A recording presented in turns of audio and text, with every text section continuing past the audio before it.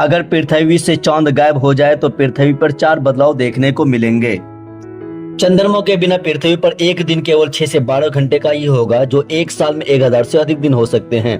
क्योंकि चांद का गुरुत्वाकर्षण बल की वजह से पृथ्वी का घूमना समय के साथ धीमा हो सकता है, लेकिन चांद का गुरुत्वाकर्षण बल नहीं होगा तब पृथ्वी तेजी से घूमेगी और दिन तेजी से बीतेगा। चंद्र ग्रहण और सूर्य ग्रहण नहीं दिखाई देगा, क्योंकि चांद की अनुपस्थिति में सूरज को ब्लॉक करने वाली कोई वस्तु नहीं होगा।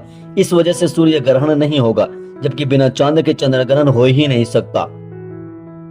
पृथ्वी पर खतरनाक मौसम देखने को मिलेगा, क्योंकि चांद की वजह से हमारी पृथ्वी 23.5 डिग्री पर झुकी हुई है। चंद्रमा के बिना पृथ्वी बहुत दूर तक झुक सकती है। इस वजह से पृथ्वी पर हवा की रफ्तार में तेजी देखा जा सकता है। पृथ्वी पर समुद्री ज्वार का आकार बदल जाएगा। यह वर्तमान की तुलना में बहुत छोटे होंगे और छोटे ज्वार और भी कम हो जाएंगे।